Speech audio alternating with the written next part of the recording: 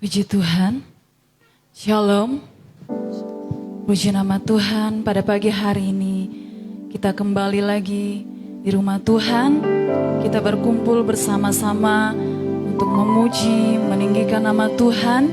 Kita bersyukur kepada Tuhan sepanjang minggu yang sudah kita lewati. Penyertaan Tuhan selalu ada buat kita, dan kita percaya apapun yang sudah terjadi sepanjang kehidupan kita, setiap musim kehidupan kita yang kita hadapi, kita percaya kasih Tuhan itu tetap abadi. Puji nama Tuhan, kita akan segera mulaikan ibadah kita. Mari saya jemput kita semua untuk bangkit berdiri.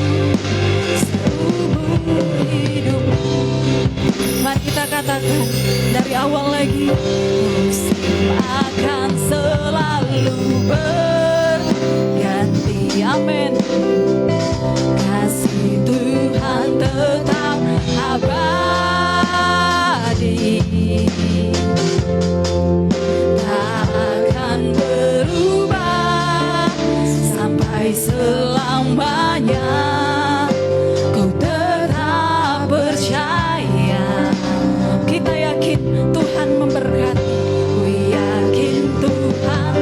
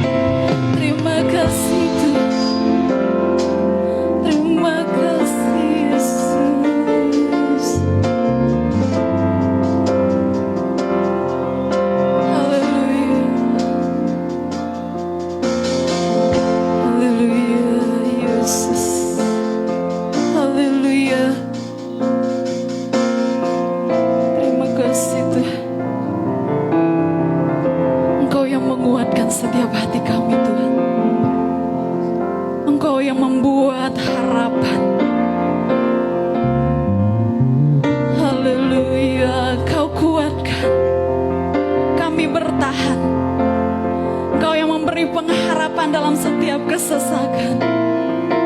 Haleluya.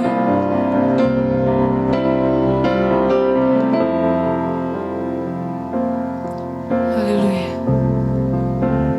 Kau kuatkan aku bertahan.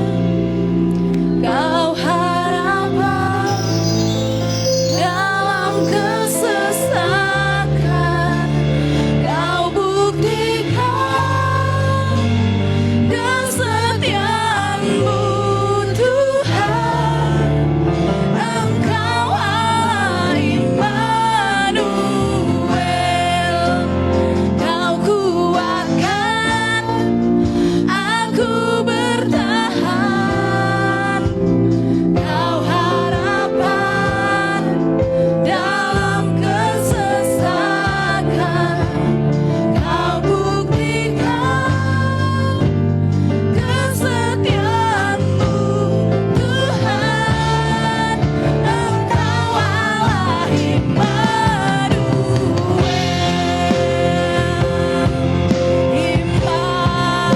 Immanuel, Immanuel, Engkau besertaku. Immanuel, Immanuel, Engkau Allah besertaku. Kau kuatkan aku bertahan. Kau harapan dalam kesesakan. Kau buktikan kesetiaan-Mu Tuhan. Engkau Allah Immanuel. Kau kuatkan aku bertahan. Kau harapan dalam kesesakan. Kau buktikan kesetiaan-Mu Tuhan. Engkau Allah Immanuel.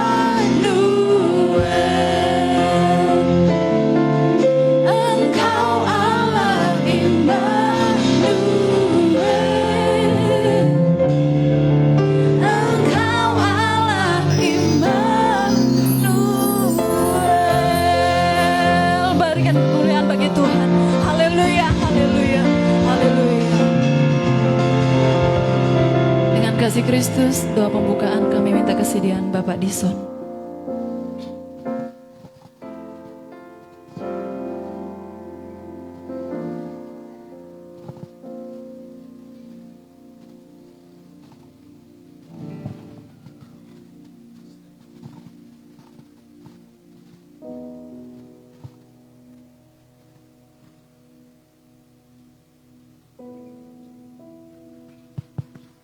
Haleluya, haleluya. Dalam kesesakan Engkau pengharapan kami Tuhan Yesus. Dalam saat kami tidak berdaya, hanya Engkau harapan kami.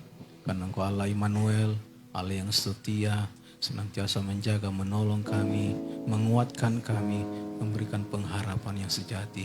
Terpuji nama-Mu Bapa di sorga, Allah kami yang perkasa, Allah kami yang ajaib. Terpuji nama-Mu senantiasa di bumi dan di surga. Terima kasih Engkau telah mengumpulkan kami jemaat Tuhan di tempat ini. Sama-sama kami telah berada di tempat ini untuk berbakti, beribadah kepada-Mu Tuhan Yesus. Namun sebelum kami jauh dalam ibadah kami mohon Tuhan menyucikan, menguduskan kami, melayakkan kami untuk menghampiri Engkau Tuhan Yesus. Karena kami tahu diri kami tidak lepas dari dosa dan salah Tuhan Yesus. Oleh sebab itu sucikan, kuduskan kami Tuhan Yesus. Layakkan kami untuk beribadah kepada-Mu pada pagi hari ini. Bahkan jalannya ibadah kami di pagi hari ini Tuhan Yesus kami bawa ke dalam tangan pengasihan-Mu. Tuhan pimpin, Tuhan sertai, Tuhan berkati para pelayan-pelayan Tuhan yang mengambil bagian. Tuhan sucikan, kuduskan kehidupan mereka Tuhan Yesus. Pelayanan mereka pada pagi hari ini menjadi pelayanan yang menyenangkan hati-Mu, memberkati jemaat-Mu yang ada. Dan di dalamnya nama Tuhan dipuji, permuliakan, berkat Tuhan melimpah dalam kehidupan mereka. Bahkan juga hamba-Mu nanti akan memberitakan kebenaran firman Tuhan Yesus. Tuhan pimpin sertai Tuhan Yesus. Boleh mau berkata-kata sesuai yang kebenaran firman-Mu Tuhan Yesus. Di dalamnya nama-Mu dipuji permuliakan, umat-Mu diberkati. Nama Tuhan dipuji permuliakan. Terima kasih Tuhan Yesus Bapa di sorga. Ada satu oknum ya Tuhan Yesus yang tidak senang jika kami mau tenang dalam beribadah kepadamu, yaitu oknum-oknum penguasa-penguasa di udara. Oleh sebab itu kami bersatu hati, kami tolak, kami tengking di dalam nama Yesus Kristus. Keluar dari tempat ini, keluar dari hati kami. Ruangan ini boleh dikuduskan untuk hormat kemuliaan nama Bapa di sorga. Terpuji nama Bapa di sorga. Ini menjadi doa permohonan kami. Ampuni salah dan dosa kami, terima permohonan kami. Kami siap mulai ibadah kami dalam nama anak-Mu Yesus Kristus, Tuhan dan Juru Selamat kami yang hidup. Haleluya. Amin.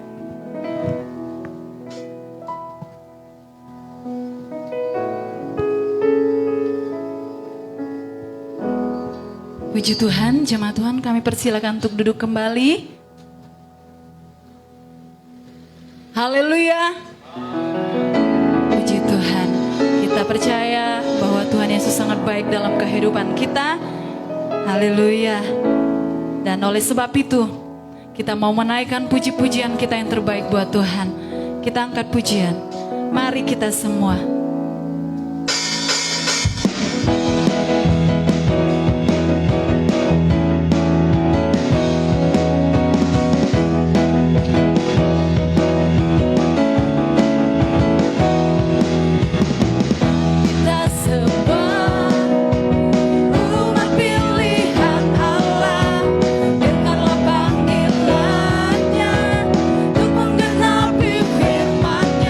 Sekarang waktu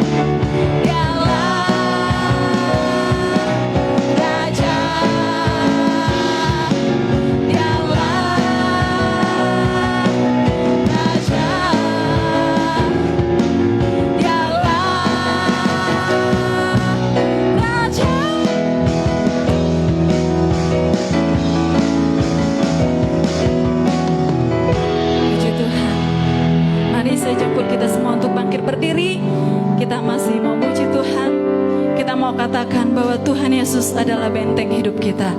Amin. Haleluya.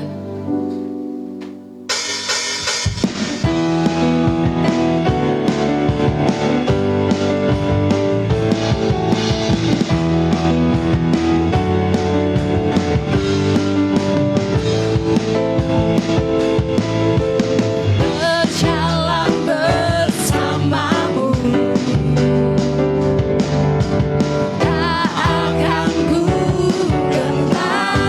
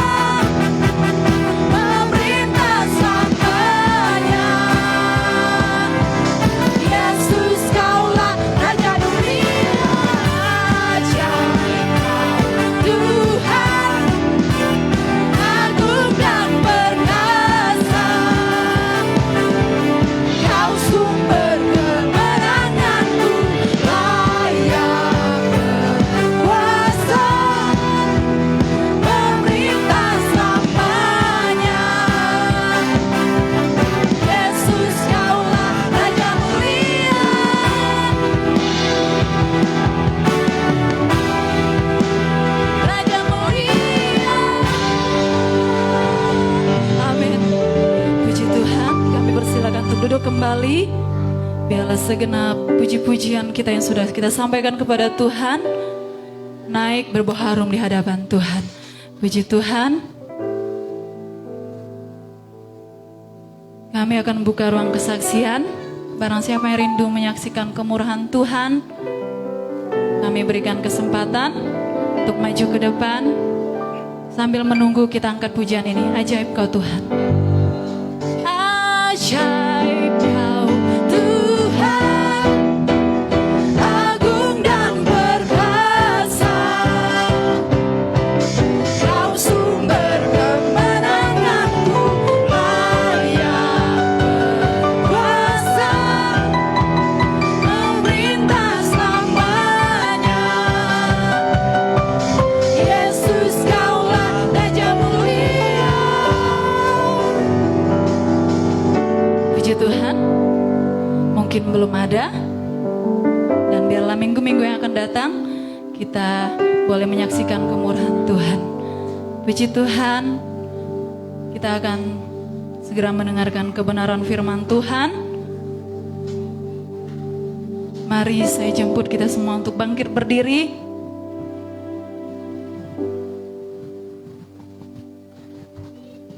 Kita mau mempersiapkan hati kita untuk mendengarkan kebenaran firman Tuhan. Agar apa yang disampaikan tidak berlalu dengan sia-sia, tapi boleh menjadi bagian dalam kehidupan kita.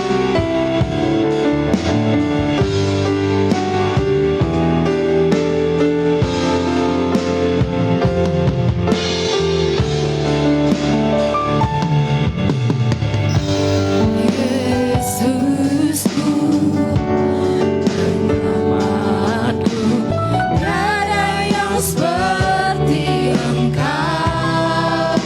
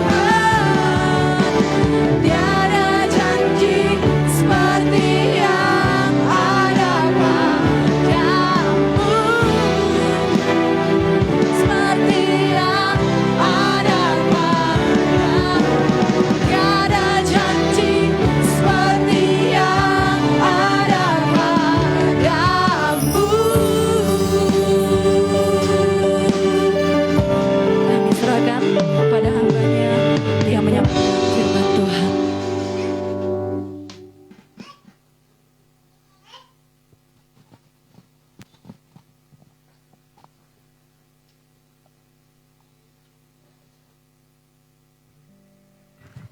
Terima kasih Tuhan, saat ini kami siap menerima kebenaran firman-Mu. Biarlah setiap benih kebenaran firman-Mu yang ditaburkan di tengah-tengah kami, itu dapat tertanam di tanah hati kami yang subur, menghasilkan buah yang lebat untuk kemuliaan Tuhan. Kuasa-kuasa kegelapan yang ingin merampas benih itu dari kami patahkan segala jenis kuasanya di dalam nama Yesus. Di dalam nama Yesus, terima kasih Tuhan. Berikan kami ketenangan, pikiran yang jernih, akal yang sehat, logika yang baik di bawah otoritas Roh Kudus, agar kami mampu mengerti apa yang Tuhan mau sampaikan kepada kami pada saat ini. Kami siap menerima benih kebenaran firman-Mu dalam nama Tuhan Yesus Kristus. Haleluya. Amin. Puji nama Tuhan. Silakan duduk Bapak Ibu Saudara sekalian. Oke, langsung kita buka Alkitab kita bersama-sama di dalam kitab 2 Tesalonika pasalnya yang ketiga. 2 Tesalonika pasalnya yang ketiga, kita akan baca mulai dari ayat yang pertama sampai ayatnya yang ke-15.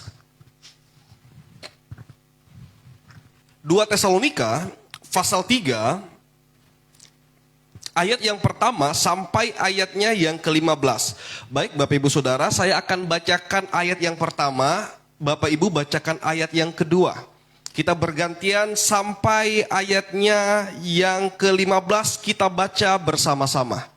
Ya, ayat yang ke-15 kita akan baca bersama-sama. Lembaga Alkitab Indonesia memberikan judul untuk perikop ini adalah berdoa dan bekerja. Ayat yang pertama, selanjutnya saudara-saudara berdoalah untuk kami supaya firman Tuhan beroleh kemajuan dan dimuliakan. Sama seperti yang telah terjadi di antara kamu. Ayat yang kedua, 1, 2, 3.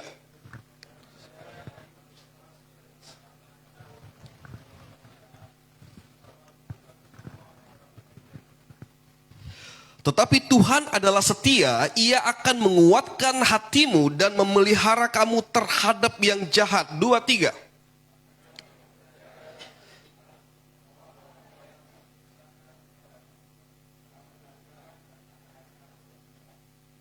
Kiranya Tuhan tetap menunjukkan hatimu kepada kasih Allah dan kepada ketabahan Kristus.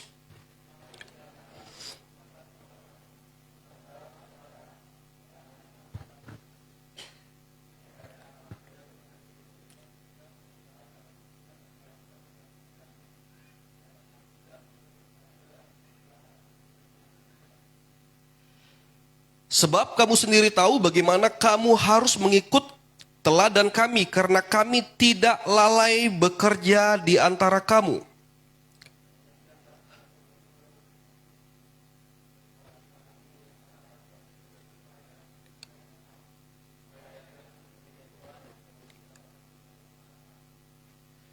Bukan karena kami tidak berhak untuk itu, melainkan karena kami mau menjadikan diri kami teladan bagi kamu supaya kamu ikuti.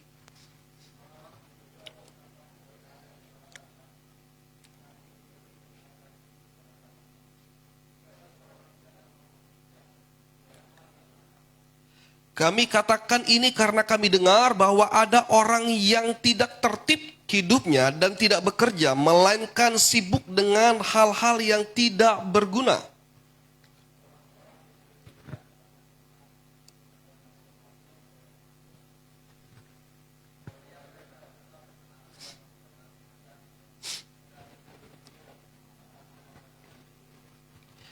Dan kamu saudara-saudara janganlah jemu-jemu berbuat apa yang baik.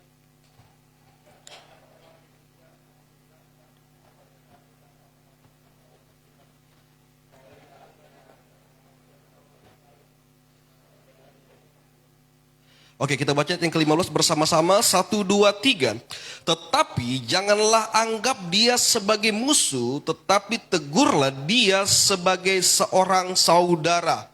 Nah, puji nama Tuhan Bapak Ibu Saudara, ini adalah surat yang dikirimkan oleh Paulus kepada jemaat-jemaat yang ada di Tesalonika. Nah, di mana jemaat-jemaat yang ada di Tesalonika ini adalah jemaat yang bisa dibilang cukup banyak Bapak Ibu Saudara. Ya, pertumbuhan jemaat di Tesalonika ini cukup banyak.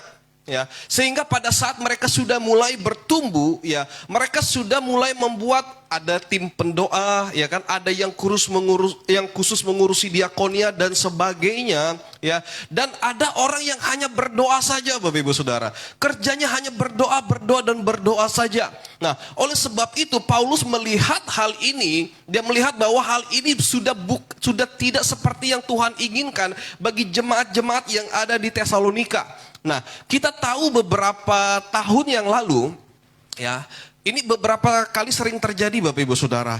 Orang mengatakan Tuhan akan datang tanggal sekian, ya. Jual seluruh harta bendamu, berdoa dan berdoa saja. Dia berdoa dan berdoa saja. Berpuasa saja. Ya, akhirnya apa Bapak Ibu Saudara? Sudah tiba tanggalnya, Tuhan tidak kunjung datang, ya. Yang terakhir yang saya tahu itu tahun 2015 atau 2016 pada saat kami ada di sekolah Alkitab. Di Surabaya itu sedang ada berita bahwa Yesus akan datang di stadion sepak bola. Jadi anak-anak Tuhan atau jemaat-jemaat gereja tersebut disuruh berkumpul di stadion sepak bola Bapak Ibu Saudara. Ya. Jadi pemimpinnya katakan sudah tidak usah bekerja lagi. Untuk apa bekerja? Karena Yesus sudah mau datang. Jadi mereka berkumpul, mereka menyanyi, menyembah, ya. Dan sudah lewat jam 12 malam Bapak Ibu Saudara, sesuai dengan tanggal yang sudah ditentukan oleh persekutuan ini, Yesus tidak kunjung datang, ya. Akhirnya pemimpin mereka atau mungkin dalam tanda kutip hamba Tuhan ini, ya, dia mengatakan, dia berdoa, dia katakan seperti ini kepada jemaat-jemaatnya. Ya, karena ini sempat masuk surat kabar Kristen Bapak Ibu Saudara di Jawa Timur pada saat itu. Dia katakan, Tuhan berbicara kepada saya, kedatangannya ditunda, tidak jadi hari ini. Ya. Padahal jemaat-jemaatnya ada yang sudah menjual harta bendanya, ada yang sudah resign dari tempat pekerjaannya, ya, hanya berdoa dan berpuasa Bapak Ibu Saudara, tapi tidak kunjungnya datang. Ya, firman Tuhan katakan hanya Bapa yang tahu kapan Yesus itu akan datang. Nah, di sini Paulus memberikan teladan kepada jemaat-jemaat yang ada di Tesalonika, ya, bahwa Paulus pun dia bekerja untuk memenuhi kebutuhan dalam pelayanannya Bapak Ibu Saudara.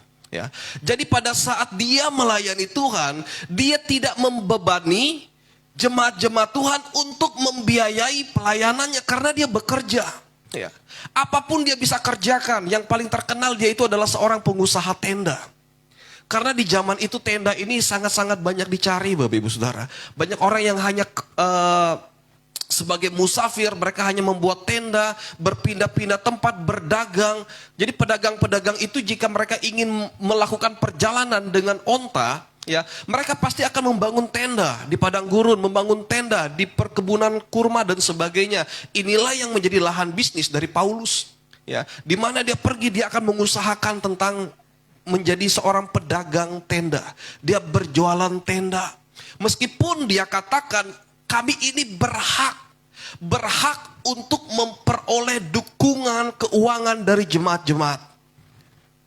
Ini yang Paulus katakan, tetapi dia melihat keadaan jemaat yang ada dan dia tidak ingin merepotkan. Ya. Karena dia mungkin melihat keadaan jemaat-jemaat pada saat itu sudah mulai tidak sehat kehidupannya. Ya. Ada orang-orang yang hanya berdoa tidak mau bekerja. Sedangkan di sini kita melihat Bapak Ibu Saudara bahwa Paulus mengatakan orang yang tidak bekerja janganlah diberi makan. Ya. Kita sebagai orang percaya, kita harus berdoa dan bekerja, berdoa dan berusaha. Ya. Dan ini terkenal dengan quote yaitu ora et labora. Ya. Di mana-mana kita dengar ora et labora. Kita lihat angkot tulisannya ora et labora. Saya lihat truk di pinggir jalan tulisannya ora et labora, Bapak Ibu Saudara. Ya. Jadi istilah ini bukan hanya lagi dipakai untuk orang Kristen, tetapi di mana-mana ini sudah menjadi kata-kata yang umum, berdoa sambil bekerja. Ini yang Tuhan inginkan dari kehidupan kita, Bapak Ibu Saudara sekalian.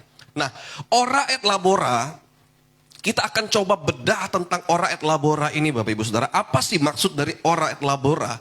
Jadi ora et labora ini berasal dari bahasa Latin. Jadi bukan dari bahasa Yunani, bukan dari bahasa Ibrani, bukan dari bahasa Greka.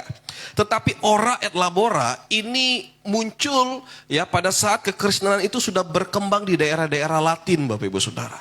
Muncullah bahasa ora et labora. Ya, berdoa sambil bekerja. Nah, pada saat dikatakan ora et labora, kita harus tahu Bapak Ibu Saudara bahwa kata ini bukan hanya sesederhana berdoa dan bekerja. Banyak orang yang mengatakan yang penting saya berdoa, yang penting saya bekerja keras, yang penting saya berdoa, yang penting saya bekerja keras. Tetapi makna sebenarnya tidak demikian Bapak Ibu Saudara. Ya, kalau Bapak Ibu Saudara buka di kamus Latin, Latin itu Spanyol ya, itu orang-orang Latin. Nah, arti ora yang pertama itu adalah berdoa. Benar Bapak Ibu Saudara. Artinya adalah berdoa. Arti yang lain dari kata ora adalah merenung. Merenung, memikirkan. Itu arti kata ora. Kemudian arti kata ora yang lain adalah merencanakan. Jadi berdoa, merenung, merencanakan, kemudian belajar. Ya. Jadi arti kata ora itu selain dia berdoa, dia belajar. Kemudian ada lagi kata yang digunakan untuk membaca, meneliti. Ya. Dan yang terakhir adalah kata ora itu diam mendengarkan. Ya. Jadi kata ora tidak terbatas dengan arti kata berdoa Bapak Ibu Saudara. Tetapi ada hal-hal yang lain, yaitu merenung, merencanakan, berdoa, membaca, belajar, dan diam mendengarkan. Kata ora. Ya. Et itu artinya dan, ya, beserta. Dan atau beserta. Kemudian arti kata labora. Nah, kata labora inilah yang diambil menjadi dalam bahasa Inggris laboratori. Atau kita kenal laboratorium. Ya, jadi kata laboratorium itu berasal dari kata labora, Bapak Ibu Saudara. Ya, di mana arti kata labora ini, ya, yang pertama adalah bekerja dengan ketelitian. Jadi bukan bekerja sembarangan, Bapak Ibu Saudara. Bekerja dengan ketelitian. Kemudian arti kata labora itu adalah hati-hati. Ya, kemudian kata yang lain adalah sungguh-sungguh atau dengan segenap hati. Ya, artinya kita mengerjakan itu ikhlas, kita suka dengan apa yang kita kerjakan. Kita masuk ke dalam pekerjaan tersebut. Kemudian arti kata labora juga adalah terukur. Ya, atau dapat diartikan takaran yang pas. Jadi timbangannya itu pas Bapak Ibu Saudara. Ya. Kemudian arti kata labora juga adalah tempat yang pas atau tempat yang sesuai. Dan yang terakhir, kata labora adalah bisa dipertanggungjawabkan. Ya, oleh karena itu kalau orang masuk di dalam laboratorium, ya, tidak ada orang masuk ke dalam laboratorium itu tanpa perencanaan Bapak Ibu Saudara. Ya. Orang kalau ingin masuk ke dalam laboratorium, dia sebelum masuk ke dalam laboratorium, dia pasti mempelajari teori terlebih dahulu. Teorinya seperti ini, jika zat ini dicampur dengan ini maka jadi seperti ini. Itu kalau dia ada di laboratorium kimia. Ya, kalau dia ada di laboratorium komputer, sebelum dia masuk dia sudah bikin flowchart terlebih dahulu. Ya, anak-anak IT pasti tahu. Jadi sebelum dia membuat program komputer, bahasa pemrograman, dia terlebih dahulu membuat perencanaan. Ada flowchartnya. Ya. Ada input outputnya yang dibuat, ada prosesnya. Jika A terjadi, apa yang terjadi? Jika B yang terjadi, apa yang keputusan yang akan diambil? Ada perencanaan. Jadi sebelum orang masuk ke laboratorium, mereka membuat perencanaan yang matang. Mereka membuat suatu teori untuk dibuktikan di dalam laboratorium. Nah, di dalam laboratorium inilah semua itu akan diuji Bapak Ibu Saudara. Ya, akan dikerjakan. Dengan persiapan, dengan rancangan, di mana sebelum mereka masuk ke dalam laboratorium, mereka pasti membaca pendapat para ahli. Mereka pasti merancangkan sesuatu, ya. Mereka pasti berpikir, merenung, apakah ini tepat atau tidak, kegunaannya apa. Mereka pasti mendengarkan. Nah, inilah arti kata ora et labora, Bapak Ibu Saudara. Ya, jadi tidak sebatas berdoa dan bekerja. Ya, karena pernah saya dengar, yang penting kita berdoa dan bekerja keras. Tidak, Bapak Ibu Saudara. Labora artinya itu bekerja dengan terukur. Ya, bekerja dengan hati-hati, dengan sungguh-sungguh, bekerja dengan perencanaan. Ada juga yang mengatakan, ya ini Pantekosta zaman dulu ya Bapak Ibu Saudara. Ya, dulu ada quote yang mengatakan seperti ini. Ya, banyak berdoa, banyak berkat. Sedikit berdoa, sedikit berkat. Tidak berdoa, tidak ada berkat. Nah, ternyata hamba-hamba Tuhan sudah menghapus kata-kata ini Bapak Ibu Saudara. Kenapa? Meskipun kita berdoa sampai tetesan air mata, kalau tidak ada usaha, tidak ada kerja, hasilnya pun akan nihil Bapak Ibu Saudara. Ya. Jadi Tuhan mau kita itu berdoa, mempersiapkan segala sesuatunya, merancangkan, membaca, kita belajar ya untuk bekerja. Ya. Kalau tanpa perencanaan, ya. Nah, kalau kita buka Alkitab kita di dalam Lukas pasalnya ke-14 Bapak Ibu Saudara. Lukas pasal 14 ayatnya yang ke-28.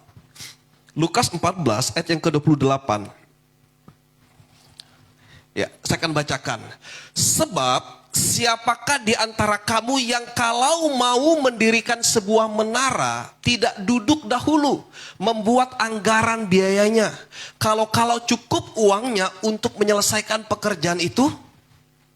Jadi seseorang kalau dia mau membangun sebuah menara, membangun sebuah kota, membangun sebuah rumah, ya, dia pasti akan menyewa jasa arsitek Bapak Ibu Saudara kalau di saat ini. Namun zaman dulu itu mereka rancang sendiri. Ya. Kalau Bapak Gembala, kita yang di tempat ini Bapak Ibu Saudara, gereja itu digambar sendiri. Pastori dulu digambar sendiri, dihitung sendiri berapa lembar papan yang dibutuhkan. Ya. Berapa sak semen yang dibutuhkan, pasirnya berapa, perbandingan semen dan pasir berapa, airnya berapa, tenaga kerja yang dibutuhkan untuk mengecor seluas ini berapa, itu sudah diperhitungkan. Biaya tukang berapa, harga kayu ini dan itu berapa, biaya tak terduga berapa. Nah, itu harus kita pikirkan kata firman Tuhan. Ya, kita harus duduk merenung terlebih dahulu. Kita mempelajari, kita merencanakan itu semua sebelum kita melakukan segala sesuatu. Jadi berdoa itu bukan satu-satunya usaha kita untuk memperoleh keberhasilan, tetapi berdoa itu adalah hal yang penting. Ya, jadi ora itu adalah hal yang penting dalam kita mengambil keputusan. Ya. Jadi jangan tergesa-gesa Bapak Ibu Saudara. Ingin bekerja di suatu tempat, pikirkan dengan baik. Bagaimana kedepannya perusahaan tersebut. Masa depan perusahaan tersebut. Ada kemungkinan di PHK atau tidak, ada kemungkinan tutup atau tidak. Ya. Dipikirkan dengan baik, bagaimana dengan jarak. Harus meninggalkan keluarga dan sebagainya. Ya. Saat ini banyak orang-orang Kristen yang bekerja dengan begitu keras, tetapi tidak memperhatikan keluarganya. Ya. Hanya bekerja. Ya. Dia katakan kepada istrinya, ya saya pernah dengar seperti ini Bapak Ibu, kamu berdoa saja di rumah, saya yang bekerja. Tidak Bapak Ibu Saudara, itu harus dilakukan bersama-sama. Pada saat berdoa harus ada kesepakatan dilakukan suami istri dan anak-anak. Pada saat mengambil keputusan itu harus dilakukan bersama-sama. Ada kesepakatan. Ya. Jadi kita harus dalam kata ora itu bukan hanya sesempit kata berdoa, tetapi ada perencanaan. Ya. Ada perencanaan. Nah, oleh sebab itu pentingnya kita selalu membahas hal-hal yang ke depan Bapak Ibu Saudara. memiliki visi dan misi dalam kehidupan kita. Jangan biarkan kita terlena dengan masa lalu atau hanya terfokus kepada kehidupan kita hari ini, ya. Atau justru kita membahas kehidupan orang lain. Ya, tetapi kata ora ini adalah perencanaan yang sangat-sangat matang. Pada saat kita berdoa, kita minta hikmat daripada Tuhan. Tuhan, berikan saya hikmat untuk merancangkan apa yang akan saya ambil ke depan. Abraham dan Lot dikasih pilihan, Bapak Ibu Saudara. Pada saat Abraham katakan kepada Lot, jika engkau ke kiri, aku ke kanan. Jika engkau ke kanan, aku ke kiri. Saya yakin dan percaya pada saat Abraham mengatakan itu, dia terlebih dahulu berdoa. Dia terlebih dahulu merancangkan. Dia terlebih dahulu sudah memikirkan hal-hal tersebut.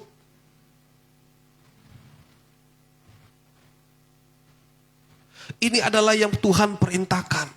Kita mempersiapkan, ya. Ada orang yang katakan, wah hidup kita biar mengalir saja, nanti Tuhan yang pimpin. Tidak semudah itu, Bapak Ibu Saudara. Ya. Tuhan tidak pernah mengajarkan hidup kita selalu mengalir kemana arah angin kita ikut. Jangan salahkan Tuhan kalau kita mengalami kesesatan. Jangan salahkan Tuhan kalau kaki kita sudah mulai masuk ke dalam lubang yang dalam. Kenapa? Karena tidak ada perencanaan.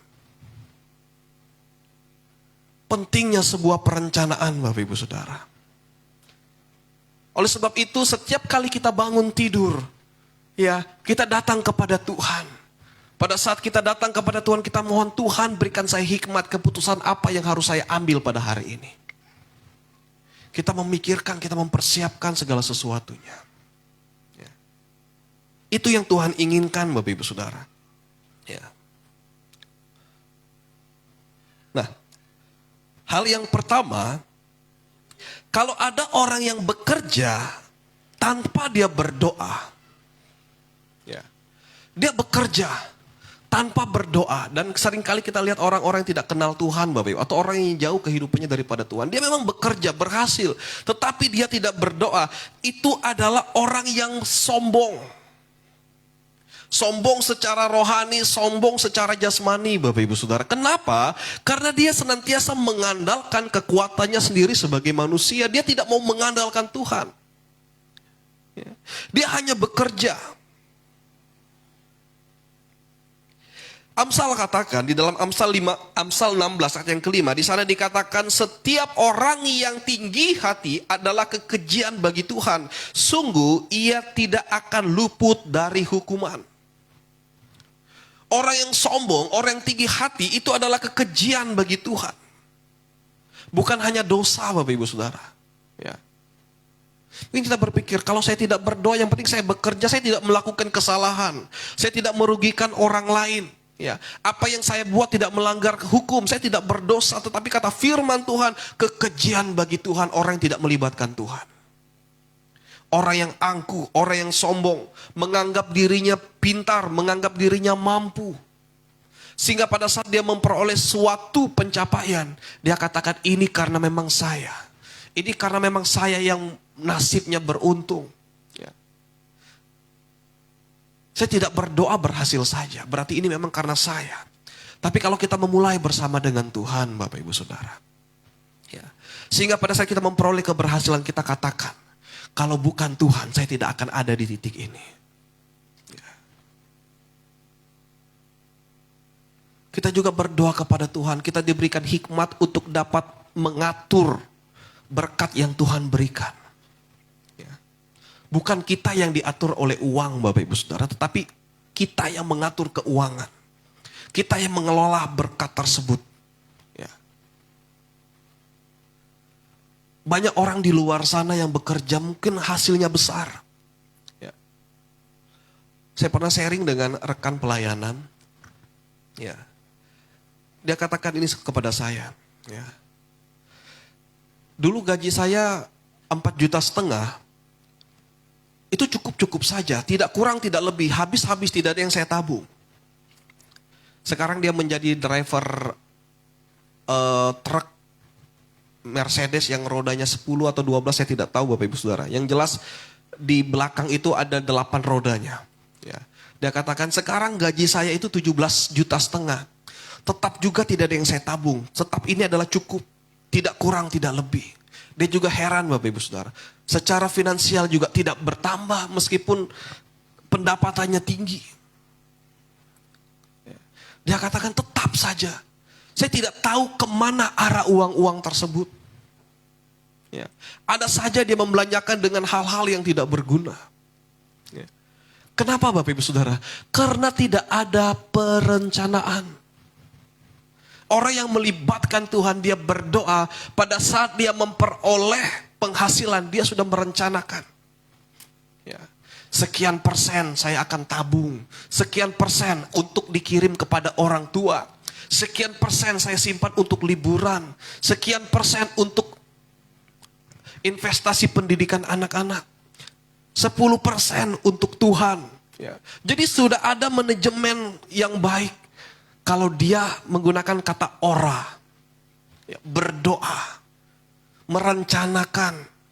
Merenungkan. Mempersiapkan. Ya. Ada perencanaan Bapak Ibu Saudara. Ya. Ada salah satu gereja ya di Jawa. Ya.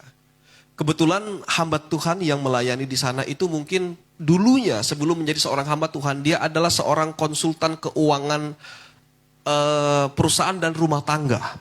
Ya. Jadi banyak keluarga-keluarga yang menggunakan jasanya untuk mengatur keuangan keluarga Bapak Ibu Saudara. Ya, jadi kalau orang-orang kaya itu mereka menggunakan konsultan untuk memanajemen keuangan keluarga. Berapa persen untuk investasi, berapa persen untuk kebutuhan, berapa persen untuk kendaraan, untuk pendidikan dan sebagainya. Mereka menggunakan jasa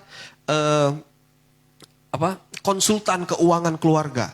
Nah, pada saat dia bertobat, dia menjadi seorang hamba Tuhan Bapak Ibu Saudara. Ya. Dan setiap tahun keuangan jemaatnya diaudit oleh gembalanya Bapak Ibu Saudara. Karena dia memang memiliki kemampuan. Kalau kami tidak Bapak Ibu Saudara. Ya. Dia memiliki kemampuan tersebut. Ya. Tapi dia tawarkan, apakah boleh saya menawarkan untuk bisa mengaudit keuangan rumah tangga. Dia audit Bapak Ibu Saudara. Ya. Tapi ini boleh menjadi pilihan dalam jemaat. Kalau jemaat bilang tidak, dia tidak. Ya. Tapi semua keluarga yang dia audit keuangannya, itu ekonominya berhasil.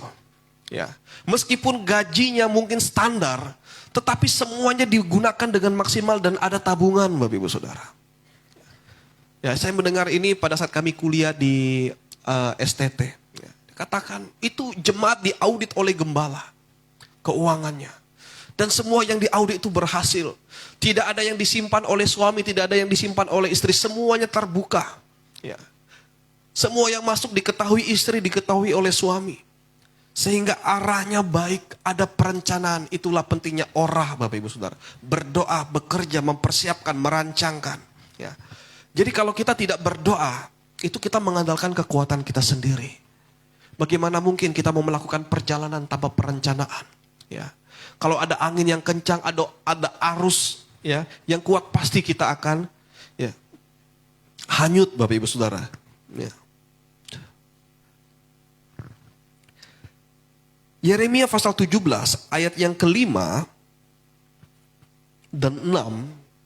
Yeremia pasal 17 ayat yang kelima dan 6 dikatakan, beginilah firman Tuhan, terkutuklah orang yang mengandalkan manusia, yang mengandalkan kekuatannya sendiri dan yang hatinya menjauh daripada Tuhan.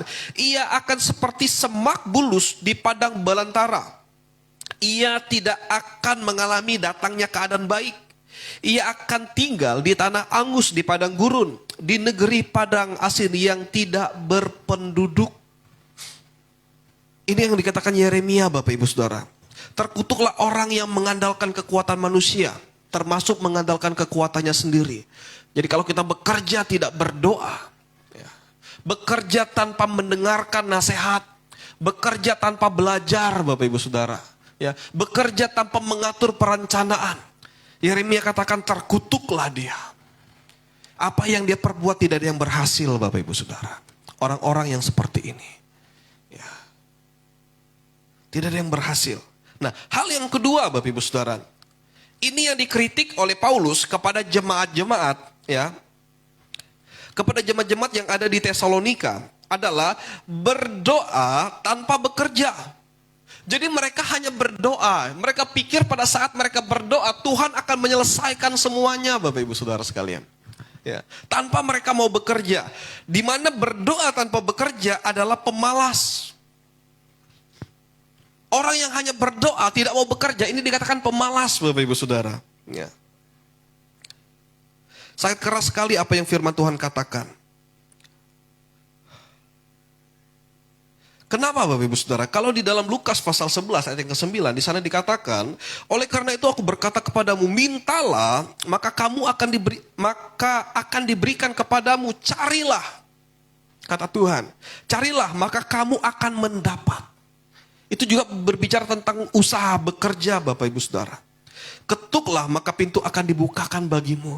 Jadi bukan hanya sekedar meminta. Pada saat Lukas katakan mintalah, maka kamu akan diberikan, itu koma Bapak Ibu Saudara.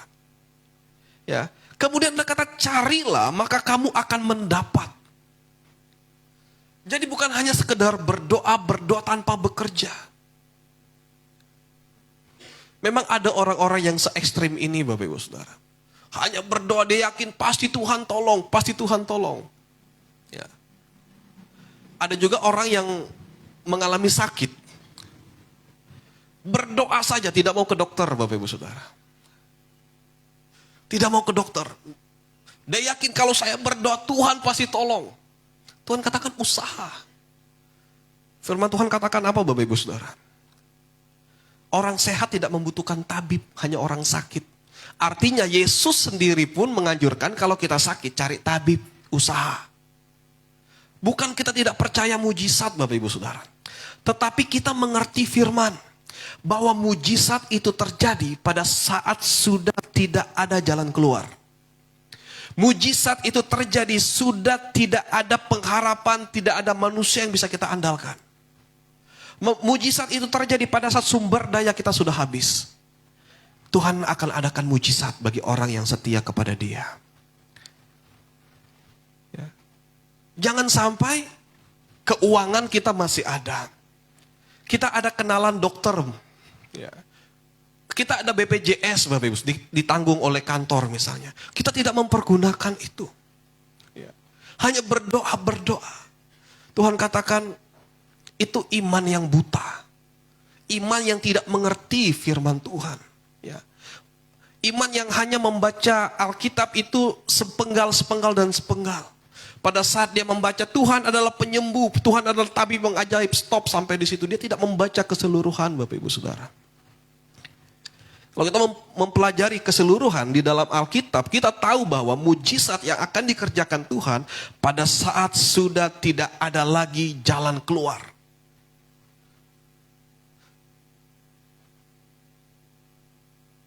Saya dulu hampir-hampir tidak percaya Bapak Ibu Saudara tentang mujizat. Ya. Saya dulu hampir-hampir berpikir seperti ini. Kalau hamba Tuhan mendoakan jemaat, ya, ini pikiran saya terdahulu Bapak Ibu Saudara. Ini hanya memberikan sugesti kepada jemaat tersebut bahwa dia yakin dia akan sembuh. Karena ini di dalam dunia medis dan psikologi itu benar-benar diakui. Kalau kita memperoleh sugesti kita akan sembuh, ya maka kita sembuh. Ya, oleh sebab itu dokter sering memberikan sugesti kepada pasien.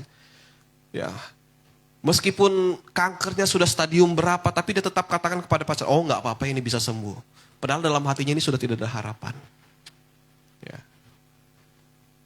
Saya dulu hampir-hampir tidak percaya tentang mujizat kesembuhan. Pada saat saya menyaksikan sendiri tahun 2021. Kita semua tahu bagaimana Bapak Gembala di tempat ini. Yang tidak henti-hentinya kalau saya ingat itu Bapak Ibu Saudara, saya katakan Tuhan ampuni saya. Saya dulu meragukan kuasa Tuhan. Dokter 2 orang angkat tangan. Ya. Obat sudah dihentikan. Baju jas putih sudah kami siapkan. Lahan pekuburan sudah kami survei Bapak Ibu Saudara. Hamba-hamba Tuhan sudah berkumpul semua. Menggunakan baju putih. Pada saat kami berdoa, kami menangis, kami berusaha, saya berusaha katakan kepada dokter, dok tolong rujuk dimanapun dokter suruh rujuk, saya akan bawa. Keterakan, mau ke Samarinda, mau ke Surabaya, saya akan usahakan dokter. Dokter saraf, Pak Surya katakan, tidak usah, kasihan keluarga, ini COVID. Ya. Hasilnya sama. Saya katakan, Tuhan saya sudah usaha. Tapi saya percayakan kepada ahlinya. Dia lebih tahu daripada apa yang saya tahu. Karena dia mempelajari itu. Saya katakan, Tuhan yang penting saya sudah berusaha. Berikutnya kami serahkan kepada Tuhan. Apa yang Tuhan pandang baik Tuhan lakukan. Hari Jumat kami berdoa dan berdoa di tempat ini. Berdoa dan bekerja Bapak Ibu Saudara sekalian ya. Kami amin jam 2 itu pun Bapak Gembala pulih dari komanya. Ya. 1 minggu kemudian kami ke rumah sakit, dokter tanya, dikasih obat apa Pak? Kami katakan tidak ada dok, hanya obat dari dokter. Ya. Saya katakan Tuhan ampuni saya kalau saya tidak percaya kuasa Tuhan. Karena saya tipe orang yang tidak mudah percaya terhadap sesuatu Bapak Ibu Saudara. Ya. Otak ini terlalu fisika sekali. Kalau itu tidak dibuktikan secara fisik, kadang-kadang kami sangat sulit untuk menerima hal itu. Ya. Saya katakan Tuhan ampuni saya Bapak. Saya mau percaya, saya sudah beriman, saya sudah melihat dengan mata sendiri. Bukan hanya mendengar dari orang lain. Bukan hanya mendengar di YouTube kesaksian-kesaksian tentang kesembuhan. Ya. Karena kesaksian kesembuhan itu juga banyak yang tidak sesuai Bapak Ibu Saudara. Tapi saya melihat dengan mata saya sendiri. Ya. Tuhan ajarkan kita berdoa dan berusaha. Kalau kita sudah berusaha semampu kita. Dokter sudah tidak sanggup. Sudah tidak ada daya lagi. Secara keuangan mungkin sudah terbatas, sudah habis. Kita menunggu Tuhan turun tangan Bapak Ibu Saudara. Ya. Jangan kita masih ada sumber daya tapi kita sudah menyerah. Itu namanya menyerah bukan berserah Bapak Ibu Saudara. Sebenarnya dia masih mampu tetapi dia menyerah. Kalau berserah itu sudah tidak mampu sama sekali baru berserah Bapak Ibu Saudara. Ya. Jadi orang yang hanya berdoa tanpa bekerja, mereka dikatakan orang-orang pemalas Bapak Ibu Saudara. Ya. Nah, kalau kita buka di dalam Mazmur pasal 1 ayat 1. Mazmur pasal 1 ayat 1 sampai ayat yang ke-6 dikatakan, berbahagialah orang yang tidak berjalan menurut nasihat orang fasik, yang tidak berdiri di jalan orang berdosa, dan yang tidak duduk dalam kumpulan pencemooh.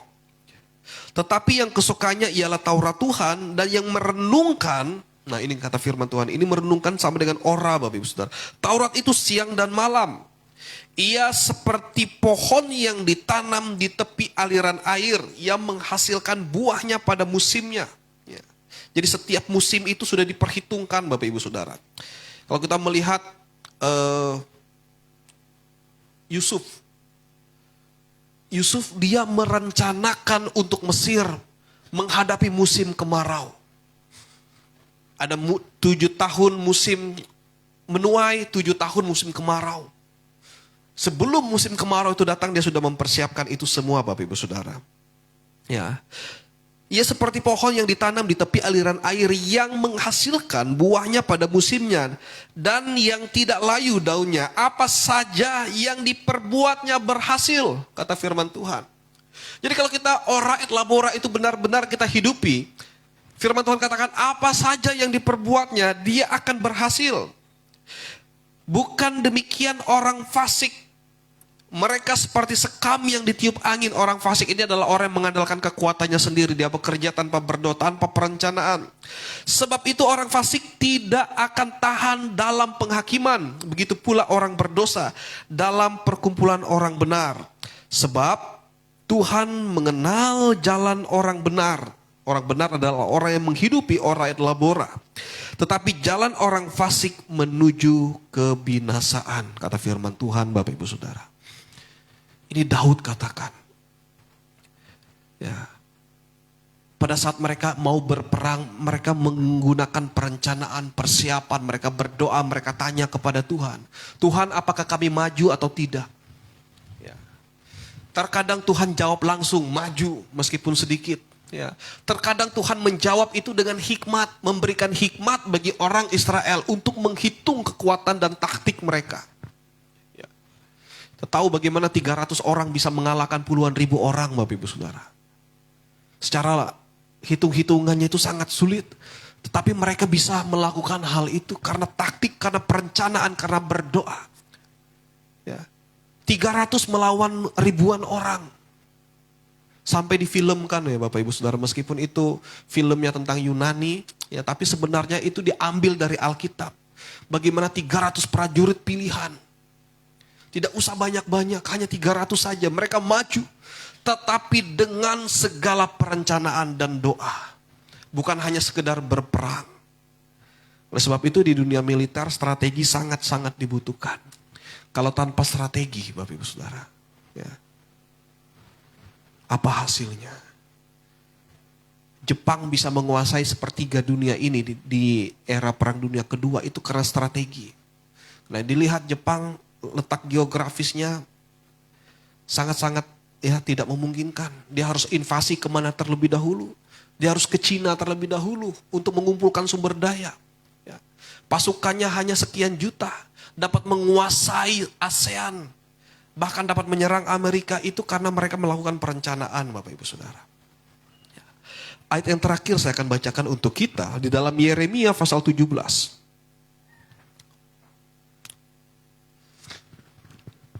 Ayat yang ke-7 dan ayat yang ke-8 Bapak Ibu Saudara. Saya akan bacakan. Diberkatilah orang yang mengandalkan Tuhan, yang menaruh harapnya pada Tuhan. Ia akan seperti pohon yang ditanam di tepi air, yang merambatkan akar-akarnya ke tepi batang air, dan yang tidak mengalami datangnya panas terik, yang daunnya tetap hijau, yang tidak khawatir dalam tahun kering, dan yang tidak berhenti menghasilkan buah. Kami undang pemain musik, WL Singer bisa maju ke depan. Ya. Apapun yang kita hadapi dengan ora et labora. Berdoa dan bekerja. Bukan hanya sekedar berdoa, tapi kita merancangkan, kita belajar, kita mendengarkan, mempersiapkan dengan segala sesuatu. Bukan hanya sekedar bekerja, tetapi kita bekerja dengan ketelitian, bekerja sesuai dengan perencanaan kita. Bekerja dengan pekerjaan yang terukur. Ya. Jangan hanya terfokus kepada hasil, sedangkan ada keluarga-keluarga kita yang butuh perhatian. Ya. Kita tanya kepada Tuhan, Tuhan apa yang Tuhan mau? Pada saat kita melibatkan Tuhan, kita seperti pohon yang ditanam di tepi aliran air. Puji nama Tuhan Bapak Ibu Saudara, kami kembalikan kepada worship leader. Tuhan Yesus memberkati.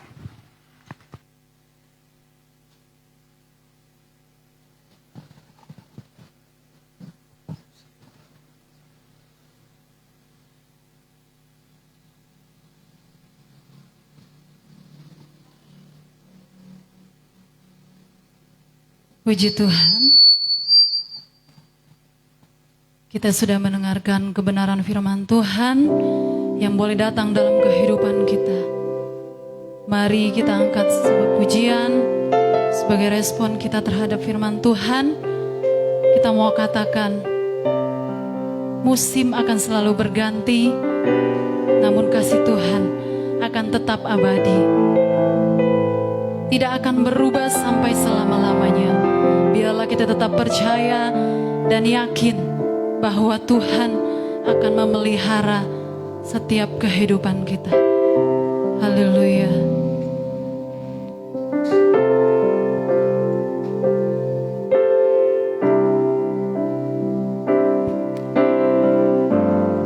Musim akan selalu berganti. Kasih Tuhan tetap abadi, tak akan berubah.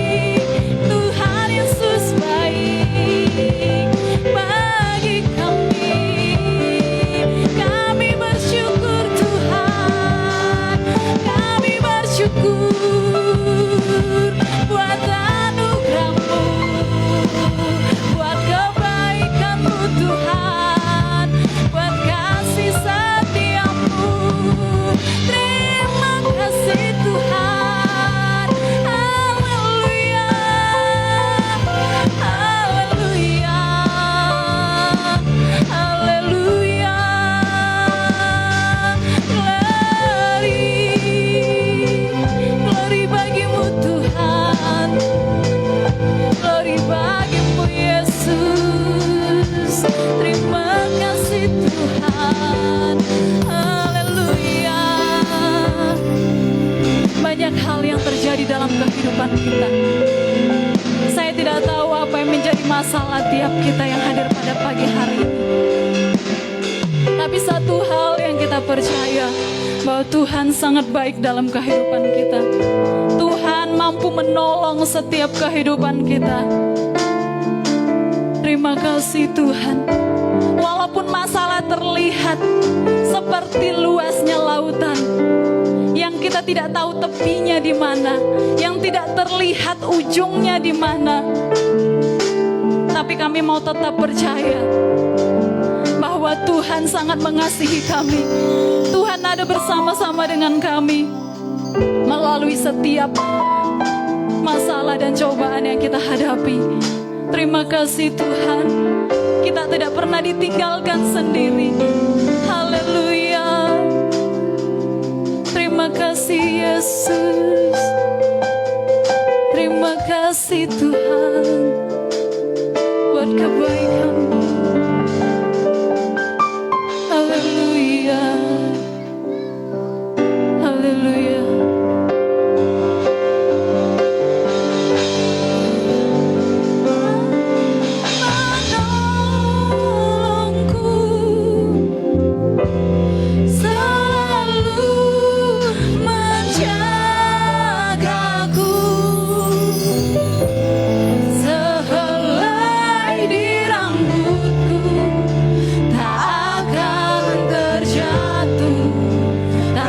Seizin-Mu,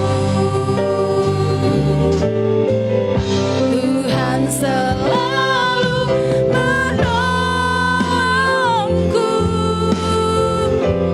selalu menjagaku.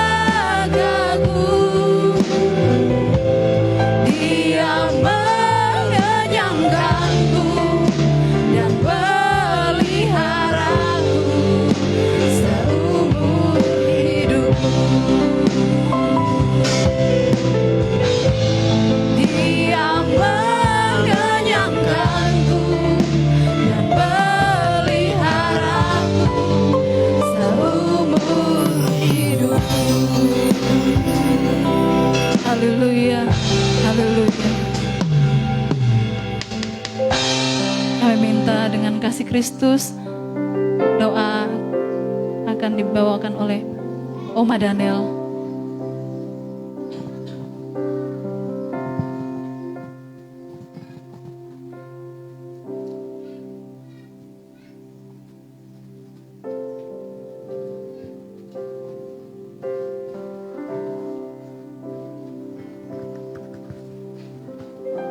Mari kita berdoa.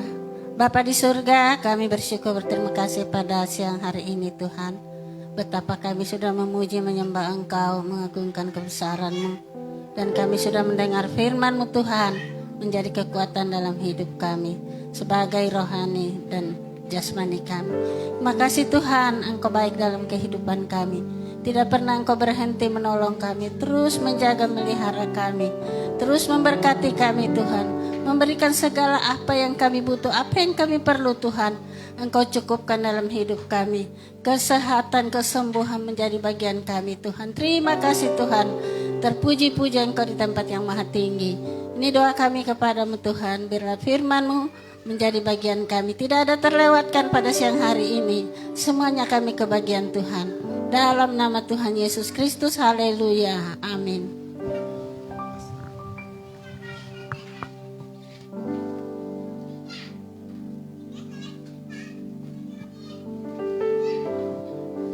Puji Tuhan. Jemaat Tuhan, kami persilakan untuk duduk kembali. Dan kita akan membawakan persembahan kita ke depan.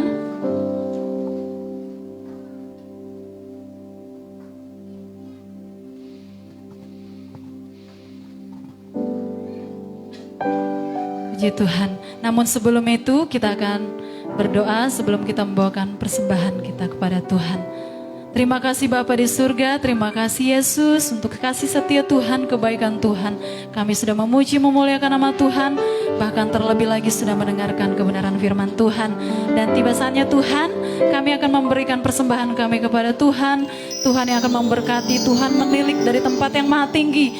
Tuhan memberkati setiap tangan-tangan yang memberi dengan penuh sukacita. Terima kasih Tuhan Yesus, kami siap memberikan persembahan kami yang terbaik buat Tuhan dengan penuh rasa ucapan syukur hanya di dalam nama Tuhan Yesus Kristus. Haleluya, amin. Puji Tuhan, kita akan bawakan persembahan kita ke depan, kita angkat pujian. Aku diberkati.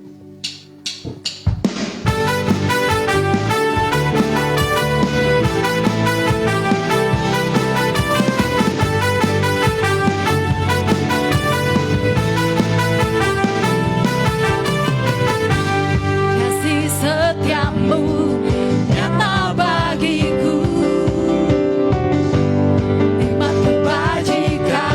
Tersedia bagiku, sebab alasanku limpahkan segalanya, dan anugerahnya sangat besar bagiku. Aku diberkati, aku dilimpahi, karena alasanku menyediakan. Aku diberkati, aku dilimpahi atas sempurna anugerah Tuhan bagiku.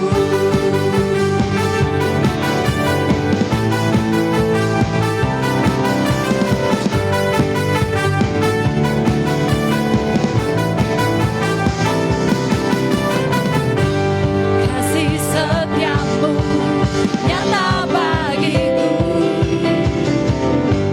hikmat kebajikan tersedia bagiku, sebab alasanku limpahkan segalanya, dan anugerahnya sangat besar bagiku. Aku diberkati, aku dilimpahi, karena alasanku untuk menyediakan. Aku diberkati, aku dilimpahi atas sempurna anugerah Tuhan bagiku. Aku diberkati, aku dilimpahi, karena alasanku untuk menyediakan. Aku diberkati, aku dilimpahi atas sempurna anugerah Tuhan bagiku. Atas sempurna anugerah Tuhan bagiku. Atas sempurna anugerah Tuhan bagiku.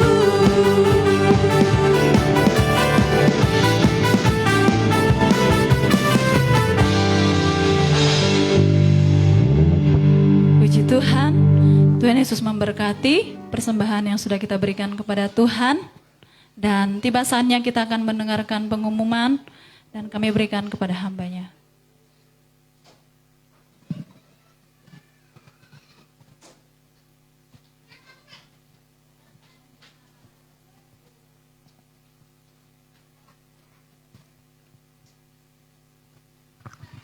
Ya, puji Tuhan Bapak Ibu Saudara, pengumuman bagi kita sekalian, sore ini belum ada ibadah pemuda ya, karena kami rencananya akan melakukan perjalanan ya siang ini.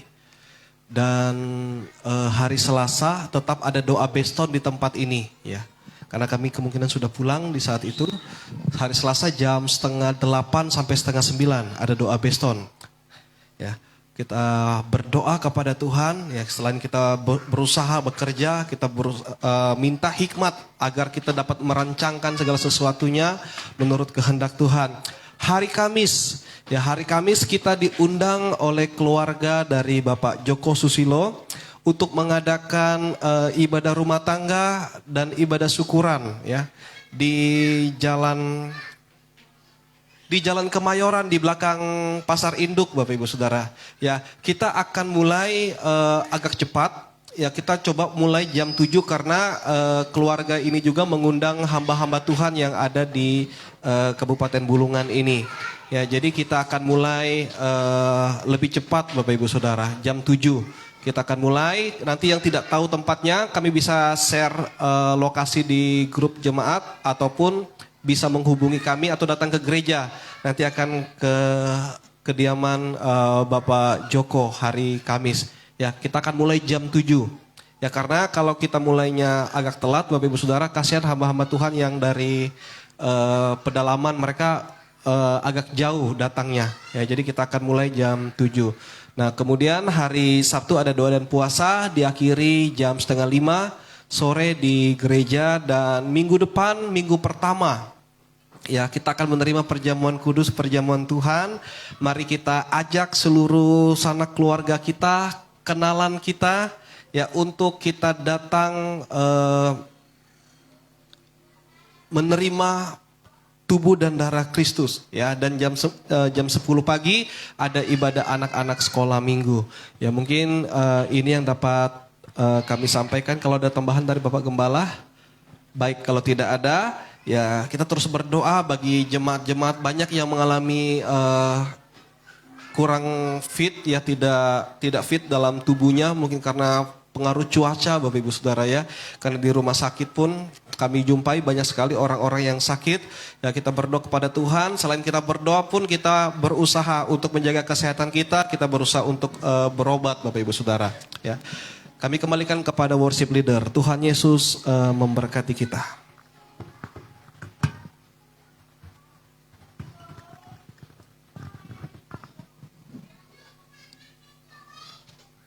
Puji Tuhan, demikianlah pengumuman yang sudah kita dengarkan bersama. Dan tiba saatnya kita akan segera mengakhiri ibadah kita pada saat siang hari ini. Mari sekali lagi saya jemput kita semua untuk bangkit berdiri. Haleluya. Kita mau katakan, tak usah ku takut sebab Allah menjagaku.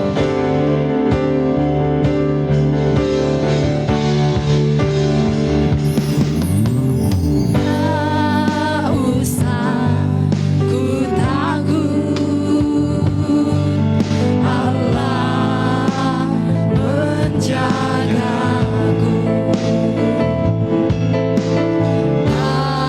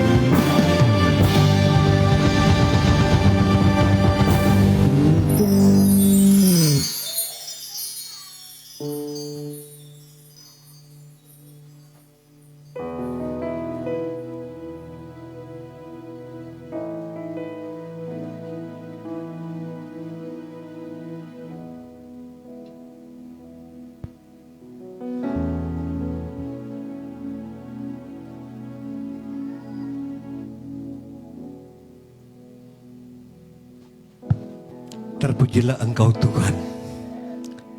Apa yang diilhamkan oleh Tuhan bagi kami hamba-hamba-Mu yang perlu kami sampaikan kepada umat-Mu. Biar umat-Mu diberkati, supaya umat-Mu boleh bersuka cita melihat kemenangan-kemenangan di dalam perjuangan ini, dan di dalamnya nama Tuhan dimuliakan. Terima kasih Tuhan, seberapa kami yang terlibat di dalam pekerjaan-Mu, Tuhan tolong kami supaya perjuangan kami menghasilkan hasil yang baik, dan di dalamnya nama Tuhan dimuliakan. Perjuangan dalam keluarga-keluarga kami, Tuhan tolong jadikan kami berhasil, jadikan kami pemenang, supaya kami dapat menjalani hidup seperti apa yang Tuhan kehendaki. Kalau ada kuasa-kuasa kegelapan yang coba-coba mengganggu alam pikiran kami, Tuhan kami tengking dia di dalam nama Yesus. Dia tidak berkuasa atas hidup kami, karena kami adalah dalam naungan Tuhan. Terima kasih Bapa. Kami berdoa buat saudara-saudara kami yang tidak hadir, mungkin ada di dalam pencobaan. Tuhan Engkau berikan kemenangan, berikan kekuatan ya Tuhan, supaya berikut mereka boleh bersama-sama dengan kami. Kalau ada yang di dalam sakit, Tuhan Engkau tolong, ulurkan tangan kuasa-Mu di dalam nama Yesus. Biar keajaiban daripadamu menjadi bagian kami. Kami berdoa khusus buat keluarga Bro Victor. Tuhan, ya, istrinya sudah melahirkan, dan Engkau tolong supaya mereka jalani perawatan sampai dalam keadaan sehat. Kami tetap melihat kemuliaan Tuhan, nama Tuhan dimuliakan.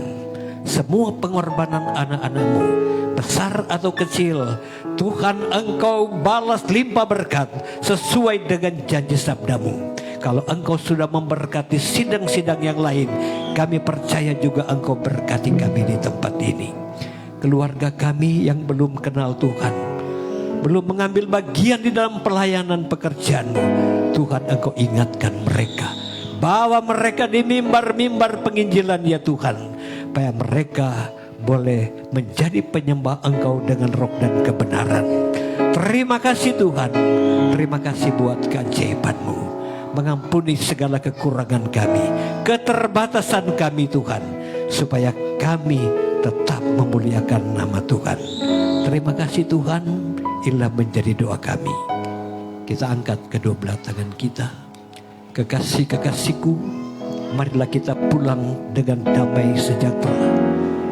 Biar kasih karunia Allah, pertolongan di dalam Roh Kudus menyertai kita pada hari ini sampai hari Maranatha. Tuhan Yesus datang pada kali yang kedua. Kami akhiri ibadah ini dalam berkat nama Yesus. Haleluya, haleluya. Amin.